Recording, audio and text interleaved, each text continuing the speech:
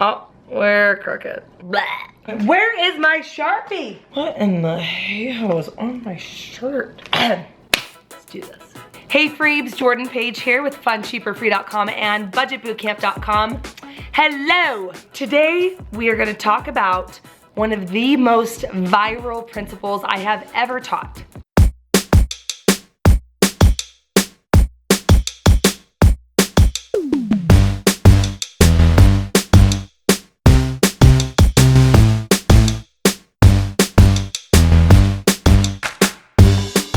You may or may not know that I am a, what am I? I am a lifestyle, budget, and frugal living expert.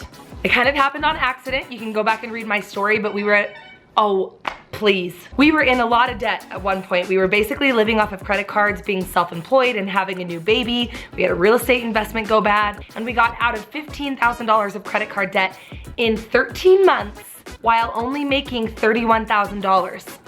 Let that sit for a second. One of the ways we were able to do that is with this. Today I'm gonna teach you my simplest, really, the simplest budgeting technique ever. It played a huge role in getting us out of debt. It's played a huge role in keeping us out of debt. And even more so, it has played a giant role in allowing our family to live in our dream home and live this dream life while remaining extremely frugal and managing our money well. So, you may or may not have seen that I have an envelope budget video on my channel from years ago. Don't even go watch it. It's embarrassing. You would judge me. So today, I'm gonna show you. I'm gonna do it. I'm gonna show you how this little envelope can change your life. So let's get to it.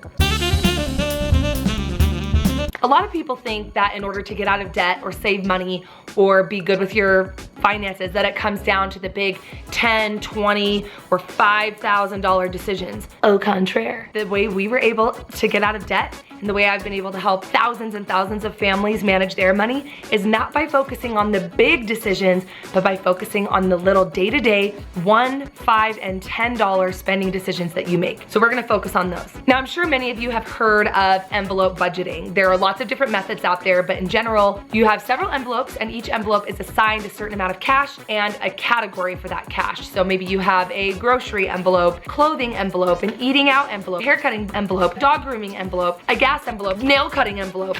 I don't know, it works for some, but for me, it didn't work. It wasn't sustainable long-term. What if I don't need money in this envelope this week, but what if I need more in this envelope this week? At the end of the day, I was basically just putting all the cash together and using it where I needed to use it anyway. Didn't work that great. I recommend simplifying. And the first step with my simple budgeting technique is to get rid of all your budgets and to just focus on 3.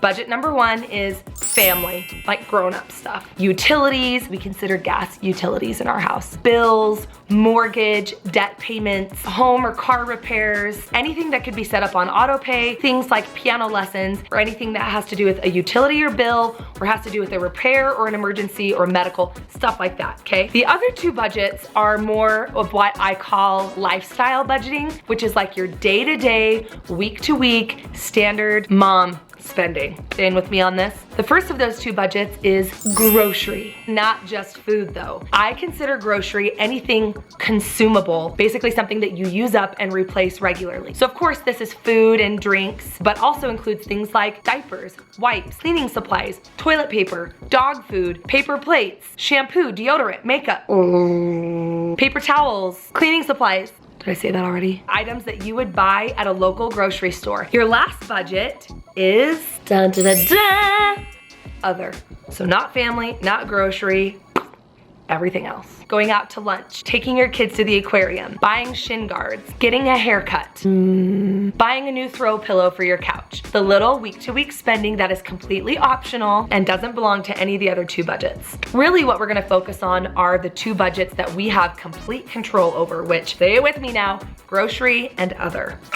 Quick disclaimer, I am talking to whoever it is that's doing most of the day-to-day spending in your household. My husband doesn't do the grocery shopping, shopping, I'm the one cooking the meals and planning the meals, so I'm the one that's doing the grocery shopping. So out of all of my spending responsibilities, the one that I need the biggest budget for is grocery, which is why of my 2 budgets, one of them is grocery, one of them is other. Now, my husband, he does not do the grocery shopping, so of all of his things that he's responsible for, that's not part of the family budget, his that needs the biggest budget is what we call entertainment. When we go on a date night, or if we go out to eat as a family or to an activity, he's in charge of managing that budget. So his 2 budgets would be entertainment and other. I am mostly on my channel talking to moms because I'm a mom, that's really what I know best. And our 2 budgets for right now are gonna be grocery and other.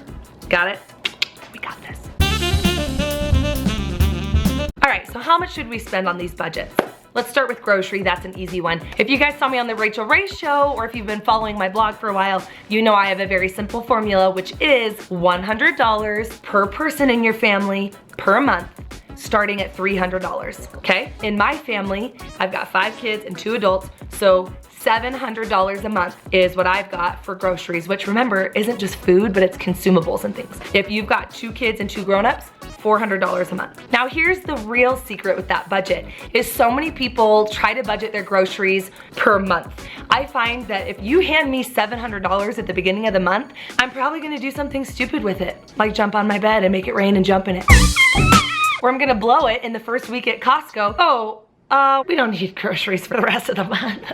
Yeah, right. If you break it down per week, then you're only looking at 6 or 7 days, not 30 or 31. 6 or 7 days is totally doable. It's all about pacing yourself. For easy math's sake, today I'm going to pretend that we are a family of 4 and that our grocery budget is $400 a month. So breaking it down per week would be $100 per week for groceries for our family. Now, what about the other budget? That is completely up to your family. When finances were much tighter for our family, $50 a week is all we could afford for other. For easy math's sake, let's say that your other budget is $100 a week. You know, the family budget, do your best to average out over the last few months and kind of set aside a budget for that.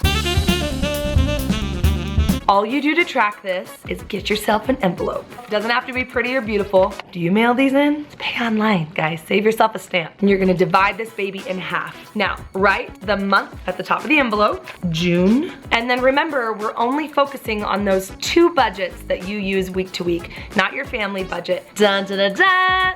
Don't judge my handwriting. Write how much you have allotted per week for a family of 4. That would mean $100 for grocery, and let's say $100 a week for everything else. So basically I've got $200 a week to cover everything that I'm responsible for. This is like super archaic. Look at me using a big word. You're going to divide the envelope by 4, representing 4 weeks in a month. Boom.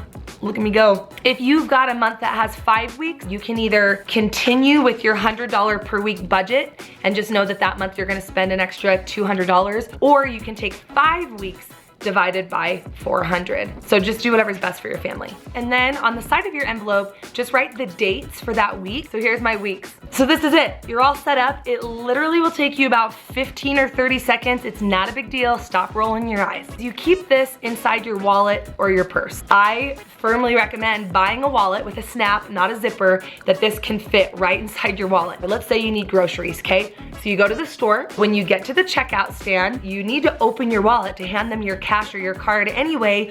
You pull out this bad boy. When you get your total, you write it down, $92. This is like a check register. We're going to keep track of how much we have left. We've got $8 for the rest of the week, which is plenty if you run out of a gallon of milk or need like one quick thing.